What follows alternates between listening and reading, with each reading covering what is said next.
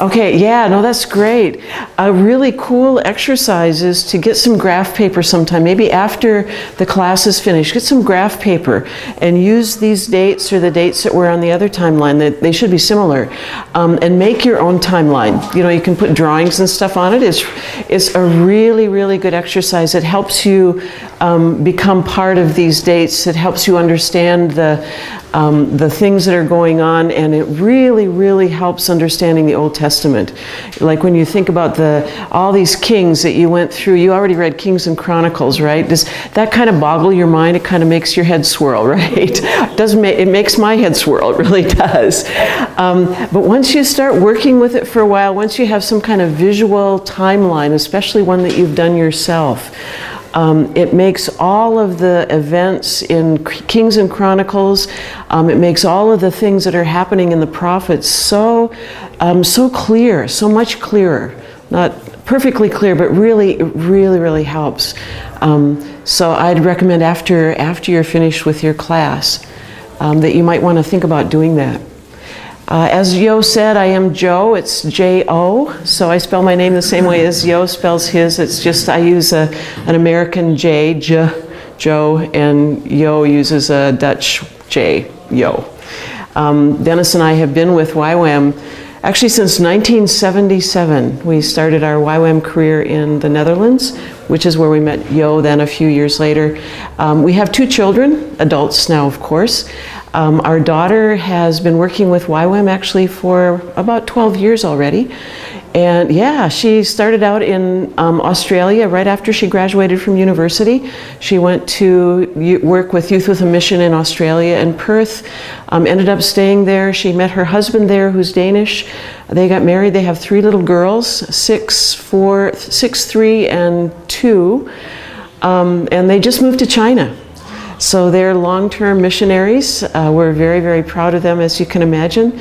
Her daughters carry both passports, Danish and American passports, which is kind of cool. And then our son, who is now 30-something as well, he married a woman from a Chinese background, so we have a really international family. I like that. She's Chinese-American, and they live in Philadelphia. He's a linguist as well, a modern linguist, and works on researching and cataloging disappearing languages. And then our daughter-in-law is working with a mission agency in Philadelphia. We're very proud of them as well.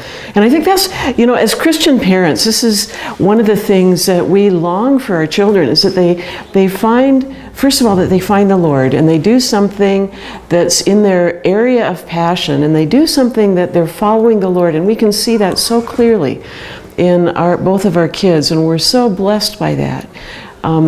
You know, sometimes people think, well, raising children in the mission field may be difficult, and yeah, there's certain challenges that we may have had, but boy, our kids really have thrived in that environment. I really am so pleased to be here because I really commend you guys. I'm very, very aware that many of us as believers don't make a regular practice of reading the Bible. They're probably actually, I grew up in a pastor's home, and I hadn't read the whole Bible until I actually started in this program, the School of the Biblical Studies at YWAM. I hadn't read the whole Bible in those 20-some years before I actually went through it in a formal way. So I commend you. This is one of the best ways that you can spend your time, and especially to be willing to make a commitment for a whole year to read through the Bible. I'm sure it's impacted your life already, and it will continue to do so. So I commend you for this great, great work that you're doing. And you may have heard some different statistics, but I've understood that something like 95% of people who go to church haven't read through the whole Bible. So already you're in this minority, a very powerful minority, because you have the word of truth in your hearts. So I'd encourage you, you know, I think Yo has probably given you an idea of his purposes and plans for this class. You know, it's not just to give you an overview of the Bible. I mean, you know that, right? It's also to give you a hunger for wanting more. He's giving you the tools and the background for the rest of your life of Bible study. However old we are, however young we are, it's never too late, it's never too early to start on this great, great journey, a lifelong journey of studying the Bible. I started quite late. I started only about it's been about 20 years ago. I was a student in this school, the School of Biblical Studies, and then about 11 years I joined staff when I really started studying more seriously. So I've only been studying the Bible seriously really for about 12 years, even as a missionary, even as a pastor's kid. So I commend you. I so commend you for setting aside this time to go through the whole Bible. I'm just very proud of you, if you don't mind my saying that. Very, very proud of you for doing this. Okay, hey, let's think about the Bible for a little bit. How about if you just talk to your neighbor for a couple of minutes and talk with your neighbor about what was it that you've seen in the Old Testament so far about God and His people that has really impressed you? What have you seen in the Old Testament so far about God and His people that has impressed you? Just take a couple minutes, talk with your neighbor, and then we'll talk about it in class.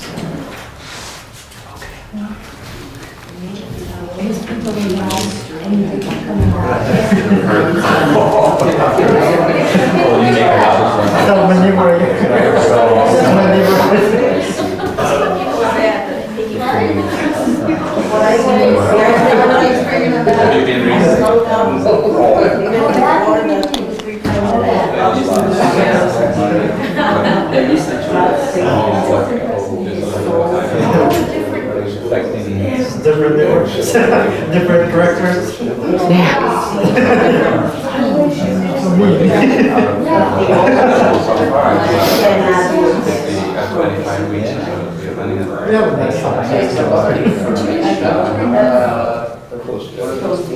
We have about maybe how many years? 3 houses? We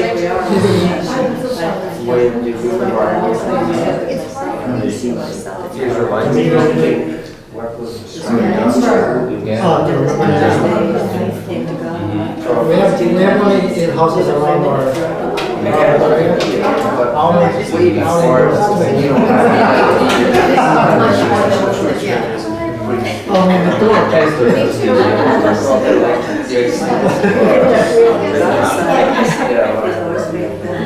Some in more those.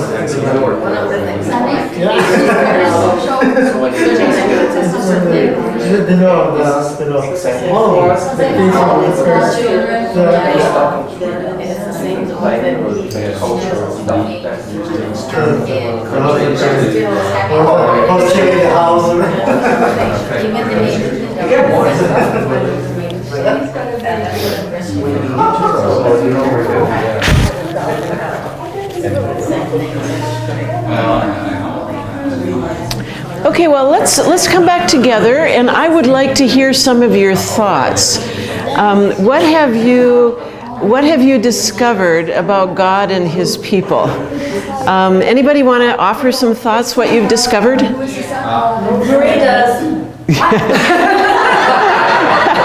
That's okay. We're not laughing at you. We're laughing with you. Yeah, it's fine. You asked me what impressed me. Yeah. What has anybody any thoughts about what has impressed you about God or His people or both in your reading so far? The genealogy. Genealogies. I love genealogies. Always have to say the son of, who is the son of, and the son of, and all they're getting to is the king of Joash, who is of this time frame. Isn't that funny? Why don't they just say that? Yeah, So I know all of that's important because Yeah. now one is the line of David, Yeah. who is being, how do you say, not sacrificed, well, that too, but preserved. Yeah. Yeah, no, I actually have to confess I love the genealogies. The first 9 chapters of Chronicles are some of my favorites. Yeah. Isn't that crazy? I love genealogies. It's so much a part of who they are, their identity. It's their history, actually, in the genealogies. Good point. Thank you. It does get to be a little tiresome sometimes. Yeah. Good point. Yeah, thanks. Anybody else? What are some of your thoughts about God and His people that you've gathered from the Old Testament so far? Israelis, I'm astounded how back and forth they went. Ah, But then I look at my own life daily, minute by minute, back and forth. oh, you mean I'm not the only one? Like, you know, so it's so easy to judge other people Yeah. and not look at yourself. And, Yeah. and I just see myself in Yeah. Yeah, no, it's really true. That's one of those great lessons from the Israelites. You know, they go back and forth on their commitment to the Lord.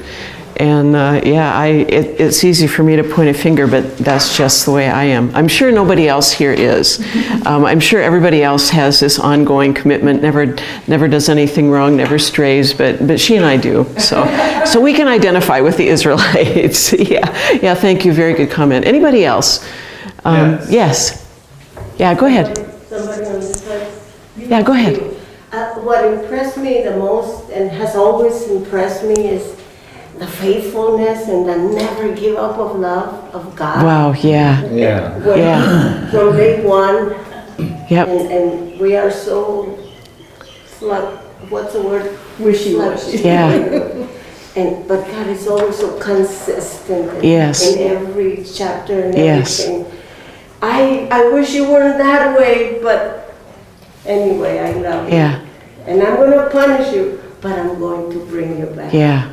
Always, always. Isn't that amazing? Yeah. Never give up. That's one of the most profound things that we discover in your reading through the Bible, through the Old Testament. You know, people say the Bible of the Old Testament is different than the Bible of the New Testament, but you've really got it. He's always the same, always faithful, always preferring mercy. He will judge because it's deserved. Even his own people, but he's such a God full of mercy, and especially when you contrast these things, the unfaithful people and the faithfulness of God is such a profound contrast. When you get into Nehemiah, there's a great chapter in Nehemiah, I think it's chapter 10, where he does this back and forth thing with just telling their history, and that's what it is. This is what God does, and this is what the people did in response. You know, very good. Thank you for your comment. And the beauty of it, to me, Yeah. is that I just don't want to see it and get emotional and romantic. Yeah. I need to apply it Exactly. Very good point. Yep. to others, Yep. immediate Yep. family. Yeah. No, very good. Thank you. Very good comment. Thank you. Anybody else? Another comment? Yes. It just continues to amaze me that the civilization 2,000 years ago isn't all, we're no different today, 2,000 years later, than they were at the beginning of time. It's amazing. With the power hungry, the lust, the Yeah. idol worship, we still Yeah. we still suffer with it today. Yep. And, you know, all the things that people have not changed. That's really true. Another very good observation, which of course makes this observation about the unfaithful Israelites so relevant to us, because we're no different. You know, whether it's social injustice, whether it's sin because of idolatry, whether it's going after other gods, or the corruption, the fraud, the greed, it's all there. And that's what these people are suffering under. And in Habakkuk and Zephaniah especially, that's one of the things that we see, that there's so much greed and corruption and fraud that even the priests are doing, and that the kings and the officials are doing. So think about it for just a second. You've already read Zephaniah and Habakkuk for this week, right? What is it about God and his people that you've seen in these two books? Is there anything specific that you would like to mention? You can look in your Bible if you want to, if it just refreshes your memory. Is there anything that you saw here in these two books that was maybe a little bit different, something that jumped out at you in a little different way about either Habakkuk or Zephaniah? Anybody have a thought on that? For me, I think because the books were so short and Yeah. concise, it was like this really put together summary of you're doing awful things, you're going to be judged, but I love you and I want you to come back to me so I can save Wow. you and comfort you and shelter you. Yeah. And that there is hope. Yeah. You don't have to be annihilated. Yeah. Isn't that such a profound message, even in these short books? And I think you've discovered that through all the other prophets as well that you've read so far. You know, we often think about the prophets being doom and gloom, and yes, they are, where it's deserved. But also they will preserve, God will preserve His faithful people. And that's so clear in both of these books. We're going to start with Zephaniah, and then we'll go to Habakkuk a little bit later. As you know, Yo is just giving you some tools and some background for the rest of your life of Bible study, so I hope that you'll come back to these. Habakkuk is actually one of my favorite of the little prophets. There's something about him, and we'll talk about him a little bit later. But we're starting with Zephaniah. And everybody has Zephaniah. This is one of the places where your chronology or your genealogy comes in. Did anybody notice something different about Zephaniah's genealogy? Anybody notice something different? He comes from royalty. Yes, exactly. Yeah, and that's something very unusual. First of all, that the prophets actually said something more than just their father. But he lists 4 generations. And he goes back to Hezekiah.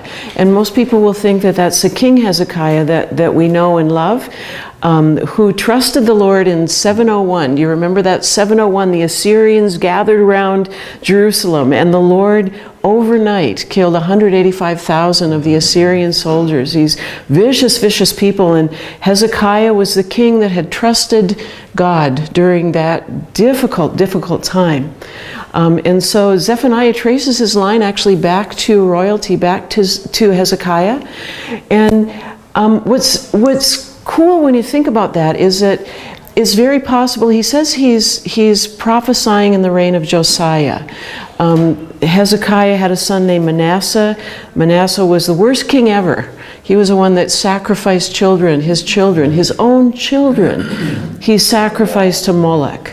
You know, you think of the terrible, terrible thing that he did. This was Hezekiah's son. The great King Hezekiah had this son who was so evil. He later repented, and I believe we'll see him in heaven as well. But he later repented, which is an amazing story. And then Manasseh had another son, Ammon, who went right back to doing the same thing that Manasseh did. Another evil son. And then the son of Ammon was Josiah, this righteous, righteous king who became king at 8 years old. And Zephaniah says that he's prophesying during the reign of Josiah.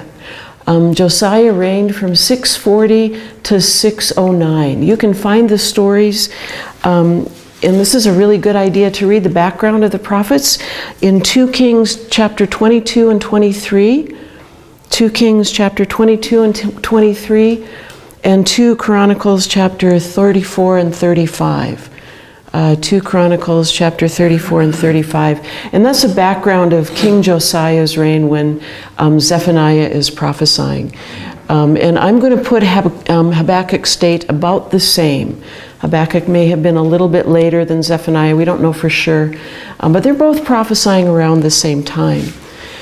But you see that the people of Israel, you know, are under this King Josiah who starts reigning at 8 years old. At the age of 16, he starts seeking the Lord. It says in the 8th year of his reign, he starts seeking the Lord diligently. And then in the 12th year, I think it's the 12th year of his reign, he starts purging Judah and Israel. He actually went into the north. And what that means is he got rid of the idols. There were idols in the temple. He got rid of the idols in the temple. There were male prostitutes in the temple and women that were worshiping their false gods in the temple. He purged all those. He got rid of the high places, all the other places where people were sacrificing. The priests that were involved in all this sacrificing, he got rid of them as well, because there were priests that were worshiping idols. And then in the 18th year of his reign, the law was discovered. They had lost the law for a while, and the law was meant to be read to the king every day. But they had lost that, and so when they read the law, he was just profoundly, profoundly repentant. And they had this great Passover feast. And that's the reign of Josiah that you can read in 2 Kings and 2 Chronicles. And that's the background of this guy, Zephaniah. What I'm kind of thinking of is Zephaniah was related to Hezekiah's family somehow. So he's part of royalty, which you noticed. It seems like he was probably older than Josiah. Josiah was only 8 when he became a king. So I'm kind of thinking of Zephaniah as like an older uncle, an older righteous uncle. Anybody have an older righteous uncle? You know, I did. I love older righteous uncles.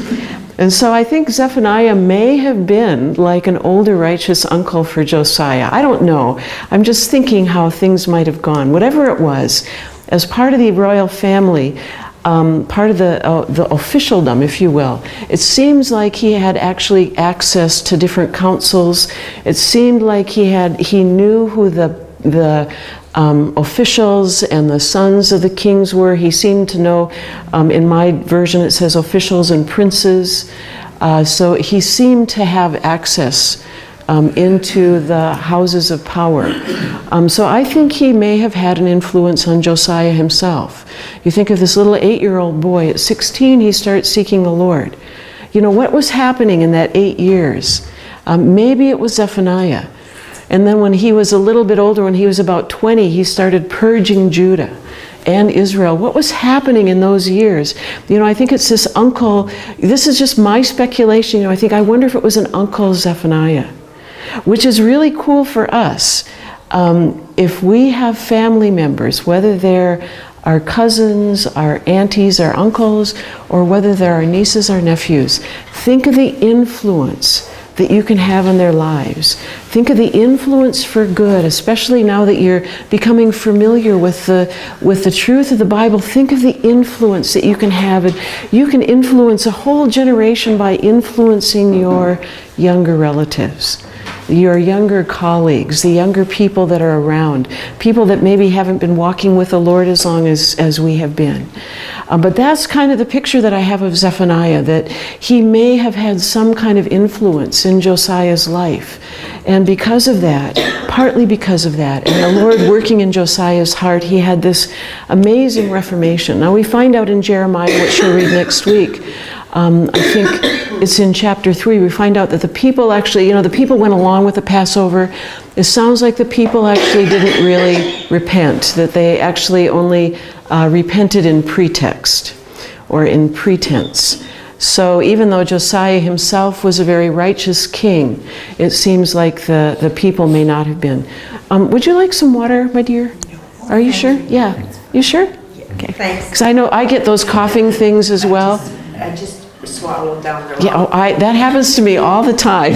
You know, it's kind of bothersome, you know. Yeah. So anyway, here we have this godly uncle, Zephaniah. And we find out that he's he's prophesying during the reign of King Josiah. And so that would be anywhere between the time of 640 to 609. You can see his dates are on here, 640 to 609. I think that it may have been the earlier part of Josiah's reign. I don't know for sure. But it's certainly before Nineveh falls. Anybody remember when Nineveh falls? It's actually on our little sheet here. Under the significant dates, we have the fall of Damascus and we have the fall of Samaria. You know, the northern kingdom fell in 722. Yep, in 612 was the fall of Nineveh. Nineveh was one of the capital cities of Assyria. And because there's judgment being pronounced on Nineveh and Assyria, it seems like that hasn't happened yet. So this would be before 612, sometime after 640, before 612. You know, does this confuse anybody with the BC dates? It always confuses me, you know, they go backwards, right? So sometime between 640 BC and 612 BC, Zephaniah was prophesying. And he has all these amazing things to say. His generations, like I said, went back to the royalty. Do you remember, just by looking through Zephaniah, especially at the first chapter even, who are his prophecies against? Who is he prophesying against? People of Judah. Right, he's prophesying against Judah, the people of Judah, the people in Jerusalem. He includes also the officials, the princes. He includes the priests, the idolatrous priests. Think about what that means. Idolatrous priests. These are people that are supposed to be leading people to the Lord, and they're leading them into idol worship. So these are the people that he's preaching to. What you'll find as you continue reading in Zephaniah, as you know, that he also has some prophecies against Philistia, the Philistines. Those are their neighbors on the west, the people that live on the coastline. He has a number of prophecies against those, and that would be in chapter 2, Gaza, Ashkelon, Ashdod, and Ekron. If those names don't mean anything to you, it's just because they're names of city-states. You have heard of the Philistines, though. And so those are people on the west. So he prophesies against them, that they will be judged too. So he says, yes, Judah is going to be judged, but look at these other people are going to be judged as well. So he goes from Philistia, and then he goes south, or he goes to the east. And he says also that the Ammonites and the Edomites are going, or Moab and the Ammonites are going to be judged, and that's also in chapter 2. Do you remember Moab and Ammon? They're the sons of Lot, and we know that story. We don't need to talk about it, but a very ironic thing here is he says the sons, the descendants of Lot, Moab and the Ammonites, are going to become like Sodom and Gomorrah. I find that a little ironic, that the descendants of Lot will be actually enduring that same kind of judgment that Sodom and Gomorrah did. So he talks about their enemies on the east. Yes? I have a quick question. I'm a little confused here. Yeah. By the 600s, Israel is found. The Assyrians had already dispersed the people. Yeah. Right. So what's going on during Josiah's time and Zephaniah? What's going on in Israel? What was the northern kingdom? Yeah, it's not populated by Jews anymore. There may be some of the poorest of the poor were left there, but when the Assyrians conquered the northern kingdom, they brought in people from all over their empire. That was their strategy of trying to get rid of any kind of nationalistic feeling of any of the nations that they conquered. They brought in people from all over the empire, and they settled them in the northern kingdom. At the same time that they took the people in the northern kingdom away and scattered them throughout the Assyrian Empire, they brought in people from all over the empire and settled them in the north. So in the north, there are people that they later became known as the Samaritans, actually, but it's kind of a mixed group of people that aren't worshiping God in the right way, but it is a pagan nation. It's just a part of the Assyrian Empire. Very good question, very good observation. The northern kingdom is no more after 722 BC, and so this is 640 is another 50 years, 60 years after that nation fell. And is it fair to say that maybe some of the Jews in the north, when it was a kingdom, might have come back to Judah? Oh yeah, we actually know that from the book of Kings and Chronicles, that this is really cool. There were faithful people in the north even. Isn't that amazing? In the middle of all those evil kings and all the evil things that were going on there were faithful people that lived in the north. God always has his faithful remnant. And there were some of them that came down into the south. So many of the faithful people actually would have moved south and would be living in what we now see as Judah in the south. Another very good observation. So God said he's going to judge the nations on the west, Philistia. He's going to judge the nations on the east, Moab and Ammon. He's going to judge Ethiopia, which is probably another name for Egypt. Maybe he's going to judge the nations on the south.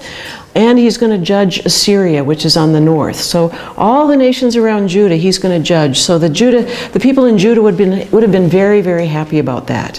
And they were waiting for that day of the Lord, when God was going to come and judge all their enemies. So the people in Judah were really excited about this day of the Lord. Did you notice that in the book of Zephaniah? The day of the Lord is a very, very prominent theme. And if you look through the book, I think the word day or day of the Lord, the day of wrath, It appears about 20 times in these little 3 chapters. So this is a very big, important thing that Zephaniah is trying to emphasize to the people of Judah. This day of the Lord, it is coming. And the people of Judah are all saying, yay, hooray, the day of the Lord is coming. All our enemies are going to be judged. And then he says, and I'm going to judge the city of Jerusalem. And I'm going to judge the idolatrous priests. I'm going to judge the officials and the princes, the people who are committing all these sins. And when you look at the sins that are in here, you see that the people of Judah should have known that they were going to be judged. Let me just read through some of the sins that we find just in this short little book. Well, idolatry, of course, even among the priests. Pagan worship of multiple gods, probably even Moloch. The name here they use is Milcom, which could be a different god, but Moloch is the one that you sacrifice children to. And they bowed down to the Lord at the same time. You know, amazing. And yeah, exactly. Not us, of course, but other people. You know, yeah. But the priests had turned back from following the Lord. They hadn't sought the Lord. These are the priests, hadn't even sought the Lord. The officials and the king's son are seeking out foreign influence, so they're going after the foreigners rather than going after God, and they're worshiping other gods. And then you find out all this other stuff about unrighteous trade. You find out about the complacency and apathy they had. This city which hasn't accepted correction that God has brought. They haven't trusted God. This whole city hasn't drawn near to God. It says the prophets are reckless and faithless. The judges and the officials, listen to this, the judges and the officials are like wolves and lions. What are they? They're predators, right? And the judges and the officials are like predators on their people. Okay, these are the people that are leading the people. And then you have the idolatrous priests and the false prophets at the same time as these predator judges. And the priests have profaned the sacred, and they've done violence to the law. There's injustice, there's fraud, there's corruption, there's greed, there's pride. All of those things that you notice that people have always done, they're doing them here. And so God says, yes, there is a day of the Lord coming, and it will be a judgment on all the nations around you, north, south, east, and west. And the Israelites, or the people in Judah, are saying, yay, yay. And he says, but I'm going to judge you as well. And they say, what, us? The righteous people? How can you do that? But remember the covenant that God made with them? It was very, very clear from the very beginning that if they obeyed the law, He would bless them. He would bless them abundantly. But if they didn't obey, then all these curses would come upon them, one after the other. Not all at once. They'd have drought, their crops would fail, maybe their sheep would die, different things, the locusts would come, all those different curses, they would come in by increments. The final curse was exile, and that's what these guys are facing. That's what these guys are facing, and they're still saying, oh, the day of the Lord is going to be great because our enemies will be killed and judged. But hey, the day of the Lord is also for you guys. You guys are going to be judged as well. So watch for that theme. After you finish reading through the whole Bible this year, go back to some of these books and read through them again and watch for some of these themes. But the day of the Lord, this idea of the day of judgment, is a very, very big, profound theme in here. And the people of Judah just didn't get it. Because they were all thinking, yes, our enemies are going to be judged, but because we're God's chosen people, and because the temple is here, we will never be judged. God would never judge us. But He had already said He was going to, and is God a God that keeps His promises? Yeah, He is. We like the promises. Yes, you're going to live in prosperity, you're going to be blessed. We don't like the promises of judgment so much. And that's what the people here in Judah were discovering. They don't like the promises of judgment very much. Did you have a question? No? Oh, okay. No, that's okay. So they knew already. Yeah, Lisha. So all these are already fulfilled in those days, like judgment on Israel and also the neighboring countries. But it also points to the book of Revelation, the day of the Lord. Right, yeah. When Jesus comes back, there will be also judgment. Yeah, on a right. big scale. Yeah, that's, have you come across the term Day of the Lord before? It's used actually in several different ways. And in the Old Testament, often the way it's used is a day of judgment on the people. We find it again in Revelation, and depending on how you interpret that, it also could be a judgment on specific people, or it could be the end of the world. But the day of the Lord is not only the end of the world. It may apply to that in some ways, but here the way Zephaniah is using it, it's the day of judgment. A day of judgment on the enemies of Judah, and a day of judgment on Judah himself, and on Judah itself. And actually the way that the word day is used, you know, it's not just one 24-hour day or one 12-hour day of daylight, but it's the time of judgment, right? We use the word day that way as well. So it's not just one single day. It's like these things are already coming. So some of the judgment they've already seen Israel, the northern kingdom, being taken away, right? And now the Assyrians are on their doorstep. The Assyrians actually are involved in some other kinds of civil strife now, but the Babylonians are coming. And what happened to Israel may happen to you if you're not careful. It sounds like in this book of Zephaniah, he's giving them a chance, though. Because the day of the Lord is coming. It will be a day of justice. But the really amazing thing in this book is that it turns out that the day of judgment, the day of wrath, will also be a day of salvation. Did you pick that up as well? That the day of wrath will also be a day of salvation. And who is that salvation for?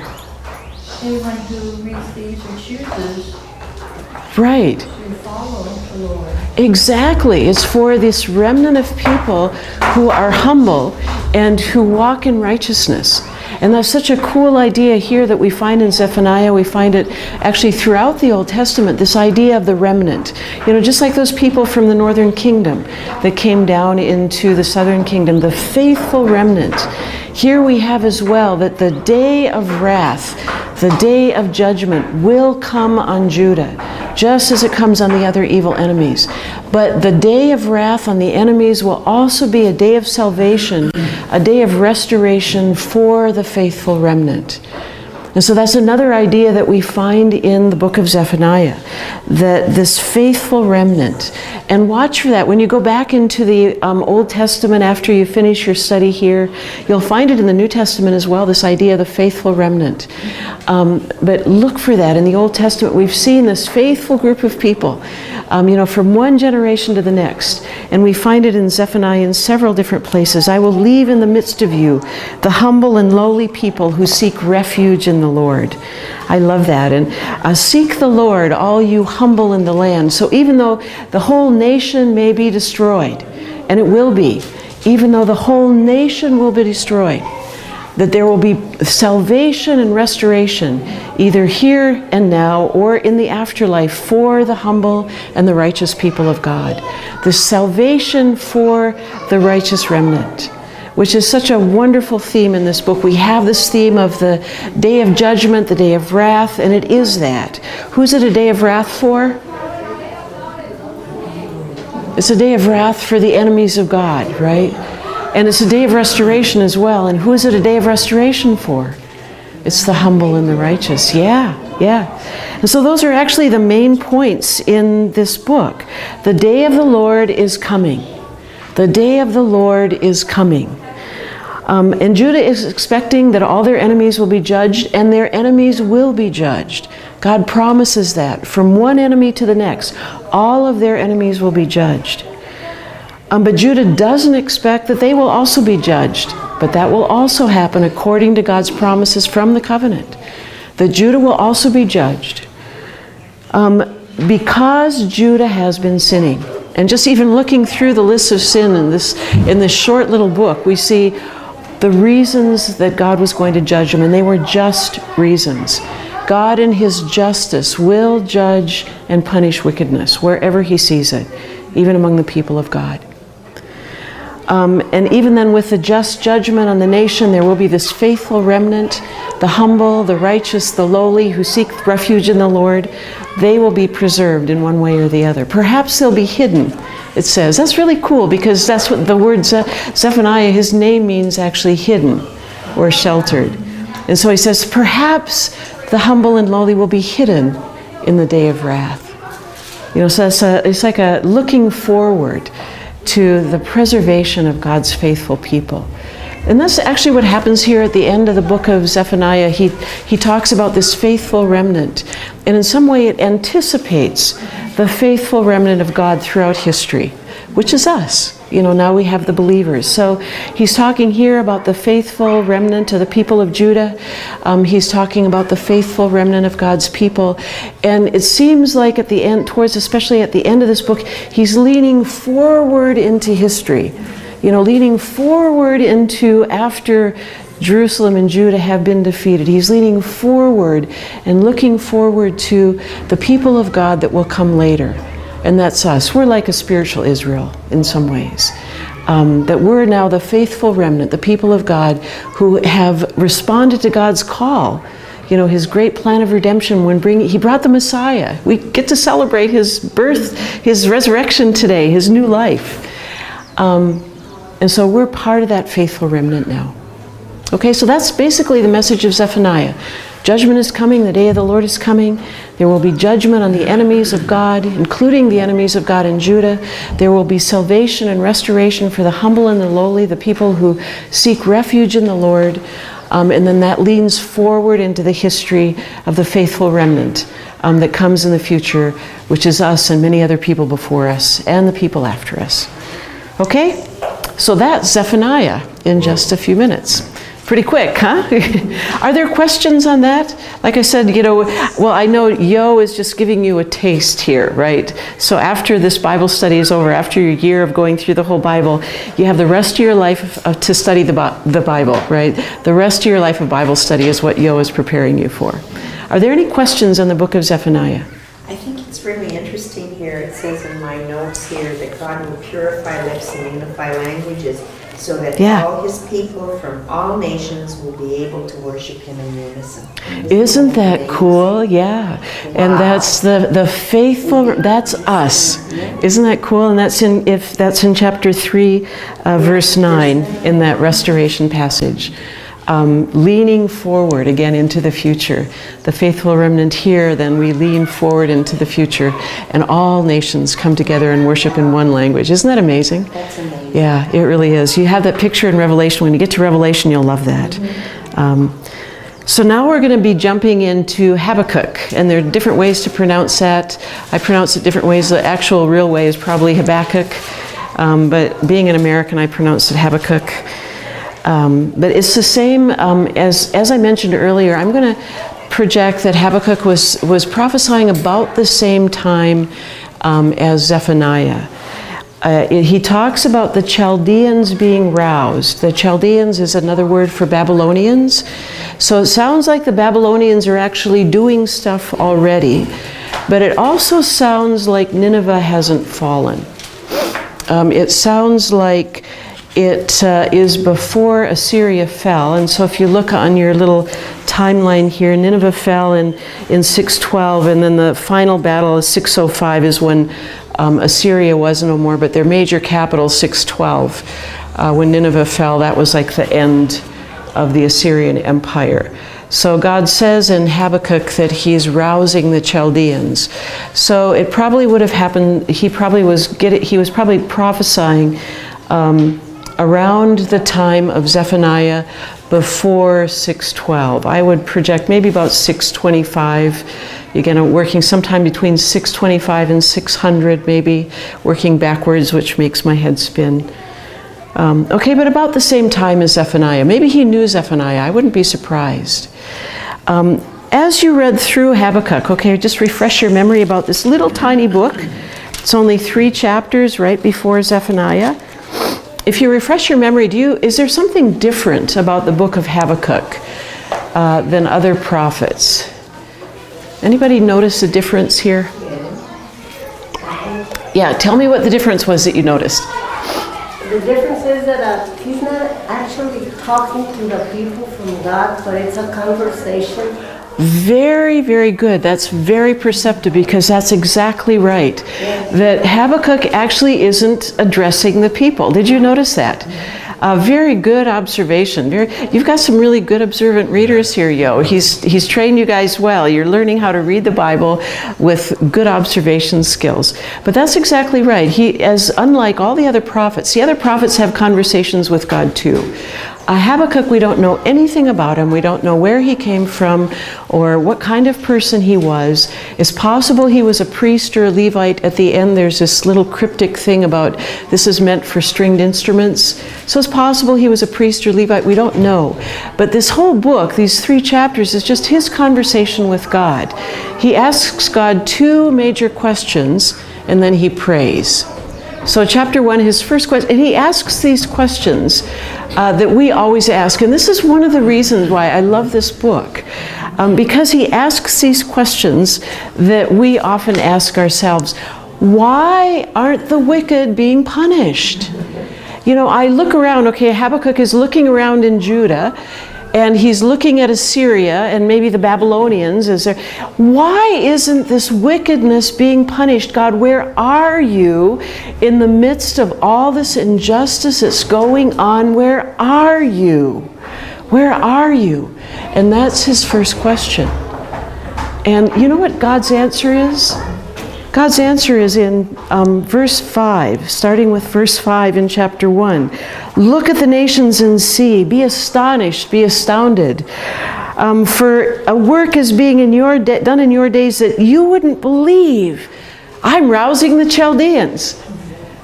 Okay, so Habakkuk is asking this question, God, why aren't you judging the wicked? Why isn't there justice? And God's answer to that question is, hey, I'm going to bring this vicious army. You know, and I mean, what kind of answer is that? You know, this new thing, this thing that God is doing, he's actually going to bring this vicious army. And you read the description there about this. It's called a fierce and impetuous nation, is the way that my translation uses it. A powerful and fearsome army. Well, thanks a lot, Lord. I don't know that I want to ask that kind of question again. You know, where's the answer to justice? Well, I'm bringing this fierce army along. Hey, isn't that answer enough? According to Habakkuk, very unsatisfactory. Very unsatisfactory answer. Good observation. Very unsatisfactory answer. Because Habakkuk is looking around and he sees, you know, all the injustice that we talked about in Zephaniah. You know, the priests and the officials and the kings worshiping other idols and not seeking the Lord, and the the greed and the corruption and the fraud. And Habakkuk sees the same stuff that Zephaniah did. And he says, where's the justice? All these evil people, not just in Judah, but all around. And God's answer is, I'm bringing this fierce army. And this will be something that just will astound you. So this unsatisfactory answer leads to his next question. And his next question is actually, it's a little bit interesting. It's a longer question. And he says, okay, you're going to judge us, but how can you use this very wicked nation of the Babylonians? How can you use that nation to judge us? I mean, we're compared to them. Yeah, we're bad. You know, we've got a lot of sin, but we're God's chosen people after all. How could you use this evil empire to judge your people? And isn't that a question that we ask as well? You know, why is there suffering in my own life? You know, why do the Christians that I know suffer as well? Where is God's justice in the middle of all this? You know, why aren't the wicked being punished? In fact, when we look around, it seems like the wicked are prospering. We see all these great prosperous empires growing and these prosperous individual wicked people. And what happened to God's justice? And this is the kind of conversation that Habakkuk is having with God, which I think is so cool, because what he's doing is he's, in a sense, giving us permission to ask our hard questions as well. You know, that's what I always think. Habakkuk is asking these very hard, legitimate questions.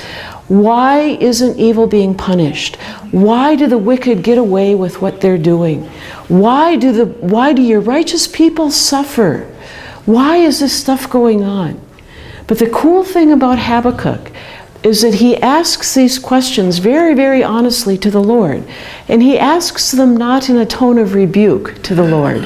And he doesn't turn away. You know, and sometimes we can do that. You know, God, why aren't the wicked being punished? Then we turn away from the Lord. You know, but here we see Habakkuk's response. He says, why is this happening this way? He waits for God's answer. God answers him, maybe at first in a way that he doesn't like so much, but then he prays, and he gets some kind of comfort from what God's answer is. But I think that's a very profound sort of thing. He asks those same difficult questions that we ask. And God gives him an answer, and the answer that God gives him is that wickedness will be punished. The wickedness in Babylon will be punished. And we find that happened. The wickedness that was in Assyria, that was all judged by Babylon, right? Babylon took over the Assyrian Empire. Not so many years later, Persia judged the Babylonian Empire. So the Babylonians were judged as well. Not that long after that, the Greeks took over Persia, and then the Romans took over the Greeks. It's like the system of justice. The evil empire does judge evil in God's hands, but then they in turn are judged as well. And that's the kind of answer that Habakkuk is getting. Yes, I'm bringing an evil army, a fierce army, to judge the sin that I see among my people. But I'm going to also judge their wickedness as well. You may not see it right away, but I'm going to judge their wickedness too.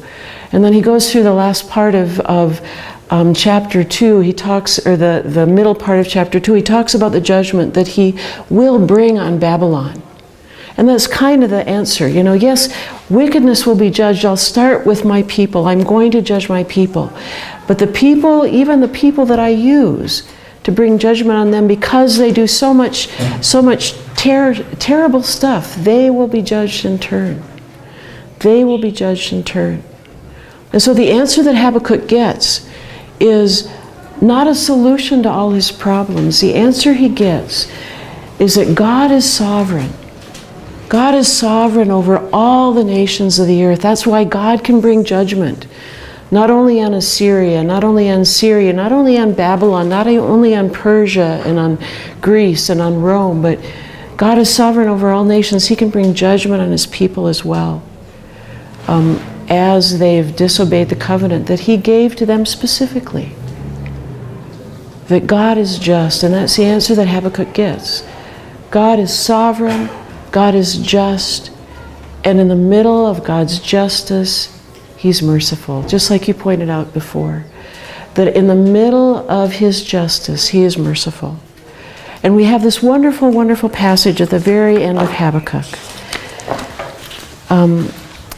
He gets his answers to the questions that he has, these two questions. You know, why is wickedness? Why aren't you punishing wickedness? Why does righteous people suffer? God says he's sovereign, he's powerful, he's just. And then Habakkuk prays. And in his prayer, this prayer is actually really fun. It's very visual. What you could do sometimes is, sometime in the privacy of your own home, we won't do it today, although I have done it with a group of people before. In the privacy of your own home, read through this part of his prayer and act it out. It's really quite amazing, because what happens is that God shakes the nations, and the nations tremble, you know, and his glory shines everywhere, and even the moon and the sun get worried, you know, they're anxious. But we see all these amazing things in this prayer that Habakkuk is praying to the Lord. And then at the very, very end, we have a passage that you probably have read before, chapter 3, verse 17. Though the fig tree does not blossom, and no fruit is on the vines, though the produce of the olive fails, and the fields yield no food, though the flock is cut off from the fold, and there's no herd in the stalls, yet I will rejoice in the Lord. I will exalt in the God of my salvation. God, the Lord is my strength. He makes my feet like the feet of a deer. He makes me tread upon the heights. And that's the final statement that Habakkuk brings to the Lord. You know, and you get the feeling, because of what we know from Zephaniah and what we know from the history of the people, that this is probably some of the stuff that they're really experiencing.